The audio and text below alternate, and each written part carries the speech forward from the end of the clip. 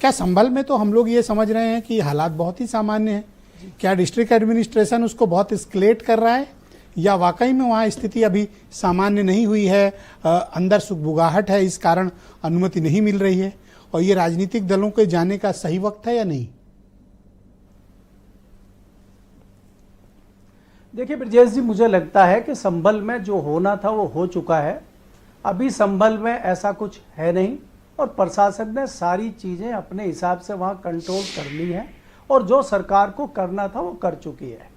अब जो दूसरे सियासी दल हैं, जो विपक्षी दल हैं, उनकी मजबूरी है।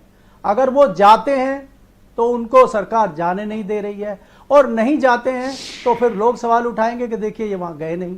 तो ये इनकी सियासी मजबूरी है, इसलिए ये जाने की कोशिश कर रहे हैं। आपको याद होगा सबसे पहले चंद्रशेखर ने जाने की कोशिश की थी, फिर समाजवादी पार्टी का प्रतिनिधिमंडल जाने की कोशिश की थी, किसी को नहीं जाने दिया गया, और राहुल गांधी और तमाम लोगों को नहीं जाने दिया गया।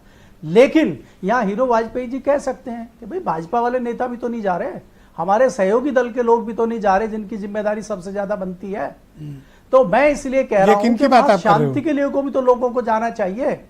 क्या भारतीय जनता पार्टी के जो सहयोगी दल उत्तर प्रदेश में है वो तो जा सकते हैं, वो तो ना विपक्ष में है ना पक्ष में भी चाह रहे हैं, पक्ष में भी कितने आप जानते हैं, तो वो जाके आंसू पोंछ सकते, वो भी नहीं जा रहे हैं। और आपने बहुत अच्छा सवाल पूछा कि हाथरस में चले गए थे, यहां नहीं गए हैं, क्या बात हो गई ऐसी?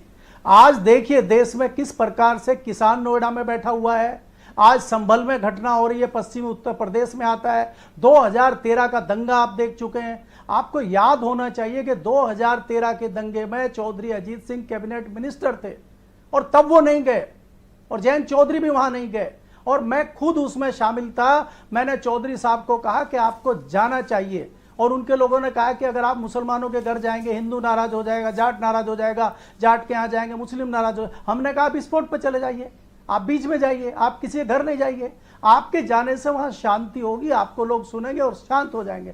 चौधरी साहब नहीं गए बाकी लोगों के कहने से, और मुजफ्फरनगर में क्या हुआ वो आपके सामने है। मुझे लगता है कि इस तरह के लोगों तो संभल में शांति आए, क्या अकेले जयंत चौधरी की जिम्मेदारी है चाहिए या राष्ट्रीय लोकदल की अकेले की जिम्मेदारी है?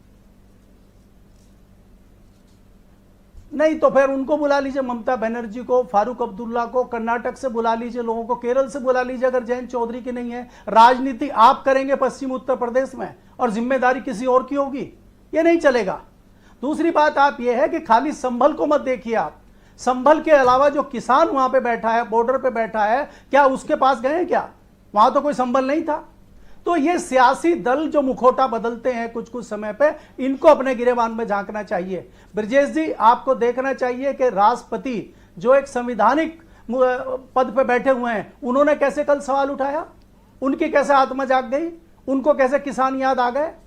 तो अगर वो इतने संवैधानिक पद पर बैठ के किसानों की पीड़ा आज वो समझ सकते हैं, हालांकि 13 महीने जो मैं हैरान हूं वैसे वाइस प्रेसिडेंट महोदय का बयान सुनकर, मैं अचरज में हूं अभी।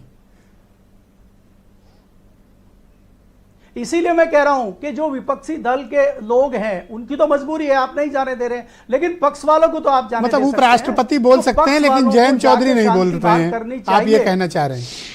आप तो उनकी जान के पीछे पड़ गए। ये जनता का सवाल है। ये ब्रजेश जी, ये मेरा केपी मलिक का सवाल नहीं है, ये जनता का सवाल है, ये क्षेत्र के लोगों का सवाल है। मैं सिर्फ प्रतिनिधित्व कर रहा हूं। बहुत शुक्रिया सर, मेरा अकेले का सवाल नहीं है। सेकंड राउंड में बाकी आपके विचार सम्मिलित करेंगे सर।